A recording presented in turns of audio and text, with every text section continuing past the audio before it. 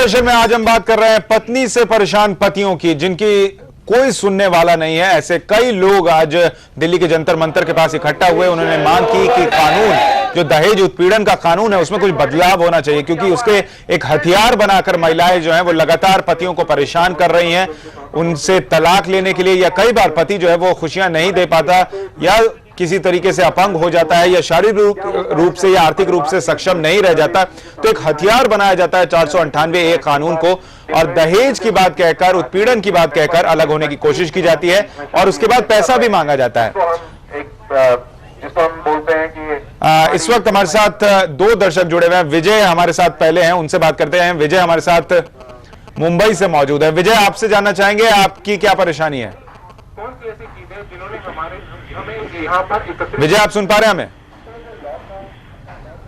शायद उनसे संपर्क नहीं हो पा रहा। हमारे साथ संदीप है दिल्ली से, उनसे बात कर लेते हैं। संदीप, आप क्या कहना चाहते हैं? संदीप, आप सुन पा रहे हैं हमें? संदीप, आप तक आवाज पहुंच रही है हमारी? शायद हमारा संपर्क नहीं हो पा रहा। हम एक बार फिर उनसे बात करने की कोशिश करेंगे। बहरहाल इस वक्त हमारे साथ एक और पत्नी के सताए हुए शख्स गोकुल स्टूडियो में मौजूद हैं, उनसे बात करते हैं।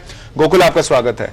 आपकी पहली शादी जो हुई थी उसमें आपकी पत्नी ने आप पर केस डाल रखा है कि आपने उन्हें परेशान किया था दहेज के लिए, और अब आपकी दूसरी शादी भी हो चुकी है। क्या कुछ हुआ था पहली शादी में? पहली शादी में असल में कुछ हुआ ही नहीं था। अच्छा जिंदगी था, दोनों कंफर्टेबल था एक दूसरे पर। इल्ज़ाम ये था कि मैं मारता पीटता था, केरोसिन से उसे जलाने का कोशिश किया, बच्ची जो हुई हमारा उनको भी मारने का ट्राई किया, घर से बाहर निकलने नहीं दिया, खाना नहीं दिया, उनका गोल्ड वापस नहीं दिया, उनसे 25 लाख मांगा, उसका कार वापस नहीं दे रहा है। और इनमें से कोई चीज आपने नहीं की? कार उनके पास ऑलरेडी था जब कंप्लेंट दिया था, और पुलिस, वो मेरे पास वो फाइनेंस वाले का लेटर था जो क्लियरली लिखा है कि car is already handed over to the owner, और द लोन में लिया था। इसके डिफॉल्ट पेमेंट का कुछ डिफॉल्ट किया इंटेंशनली मुझे फंसाने के लिए। और कंप्लेंट मार्च 19 को हुआ था 2003 में। फरवरी लास्ट में उनको हैंड ओवर भी किया था फाइनेंस वालों ने, वो रसीद मेरे पास था। पुलिस ने मुझे बोला नहीं गया कि क्या इल्जाम में मैं अंदर जा रहा हूँ, सीधा उठा के अंदर किया, सीधा उठा के अंदर किया। चलिए हम पूरी कहानी सुनेंगे। इस वक्त हमारे साथ भुवनेश्वर से एक दर्शक जुड़े हैं, उनसे बात कर लेते हैं। राहुल हमारे साथ हैं। राहुल, आप क्या कहना चाहते हैं? हेलो सर जी, गुड इवनिंग सर। जी गुड इवनिंग सर, मैं राहुल भुवनेश्वर से बोल रहा हूँ सर। जी बताएं। सर, यहाँ हम लोग के फ्लैट के सामने एक पेयर रहते हैं, हस्बैंड वाइफ, हमेशा झगड़ते रहते हैं सर। और किसकी गलती लगती है आपको, अगर आप ये पूरा मामला देखते हैं तो? सर, हम लोग तो स्टूडेंट हैं यहाँ पे जी। सर, आपको हर रोज रात को आपको झगड़ने की आवाज आएगी। हेलो सर, सुन रहे हैं? जी हम सुन रहे हैं आपको। जी सर। और क्या पिटाई की भी आवाज आती है? जोर जोर से चिल्लाते हैं दोनों, लगता है ऐसे कोई एक दूसरे को पीट रहा है। पूरा मतलब फ्लैट डिस्टर्ब रहता है उन लोग से। राहुल, आपकी शादी हुई है क्या? नहीं सर, मेरी शादी में मैं इंजीनियरिंग कर रहा हूँ। अच्छा राहुल, ये झगड़ा आप अपने सामने देखते हैं, आज टेलीविजन पर देख रहे हैं कि किस तरीके से पत्नियां पति को परेशान करती हैं। क्या एक डर लगता है कि शादी करें और पता नहीं ऐसा ही तो नहीं हो जाएगा? नहीं सर, आपके इस प्रोग्राम से बहुत इंस्पायर हुए हैं, और इसलिए सोचे कि आपको ये खबर दी जाए ताकि आप टीवी में दिखाएं, लोग झगड़े नहीं।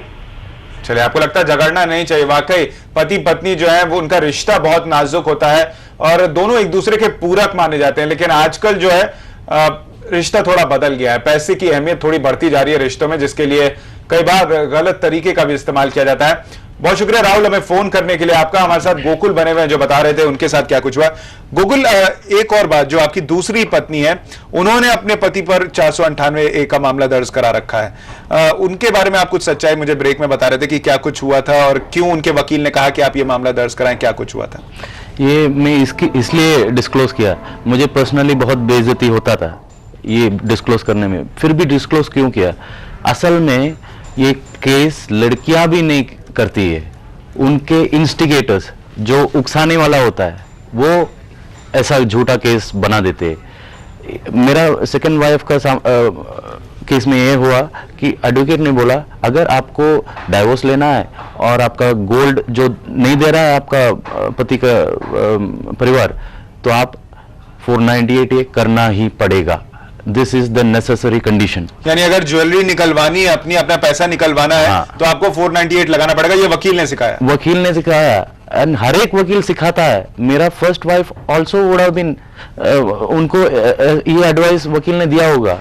अगर आपको गोकुल को कंट्रोल में लाना है, उनका तो मकसद उतना ही था, मुझे कंट्रोल में लाना है, फिनांस मेरा जो पैसा है उनका कंट्रोल होना है, मेरा जो चाल चलन है उनका भी कंट्रोल होना है, और मेरा पेरेंट्स से अलग होना है। तो मेरे कंट्रोल में लाने के लिए फर्स्ट वाइफ नहीं किया। यानी ये तमाम चीजें करने के लिए 498A ये एक हथियार महिलाओं के पास है, आप इस्तेमाल करें। और कई बार वकील सिखा देते हैं, अगर आपको ना समझ में आए तो वकील बता देते हैं कि आपको क्या करना है। ये ब्रह्मास्त्र है। ब्रह्मास्त्र है, आप कह रहे हैं। हमारे साथ प्रवीण राजकोट से एक दर्शक मौजूद है। प्रवीण, आप क्या कहना चाहते हैं? प्रवीण, आप सुन रहे हैं हमें? प्रवीण, आप तक आवाज पहुंच रही है हमारी? शायद हमारा संपर्क नहीं हो पा रहा है। हमारे साथ गुरदर्शन साहब मौजूद हैं। गुरदर्शन साहब, आपसे जानना चाहेंगे कि जिस तरीके की बात गोकुल बता रहे हैं कि वकील जो है वो अमूमन समझाते हैं महिलाओं को कि अपनी ज्वेलरी पानी है, पैसा पाना है, या पति को लाइन पर लाना है तो दहेज उत्पीड़न का मामला दर्ज कराओ। ये एक तरीके का ब्रह्मास्त्र है और खुद ब खुद पति तुम्हारे काबू में होगा। ये सच है? ये बिल्कुल सच है। ब्रह्मास्त्र जो टर्म दिया है ये हम ही लोगों ने दिया है, गोकुल ने इन्वेंट किया है ये। और बिल्कुल सही बात है, गोकुल ने ब्रीफ कर ही दिया है कि जिस तरह अगर आपको अपने पति को कंट्रोल लाना है, उसके फाइनेंसेस को कंट्रोल करना है, उसकी फैमिली को कंट्रोल करना है, उसके रिलेशंस को अपनी फैमिली में कंट्रोल करना है, उनके लिए बस एक धमकी देना, 498A कहना, दहेज कानून कहना बहुत है। इससे आधा काम तो हो जाता है। अब इसमें थोड़ा सा जो मेरे को लगता है, और हमने जो स्टडी किया है, कि लड़की भी जिस तरह गोकुल ने भी बताया कि शायद इतनी इंक्लाइन नहीं होती है, उसको भी इसके रिपरकशंस या लॉन्ग टर्म कॉन्सिक्वेंसेस नहीं पता होते हैं कि इसमें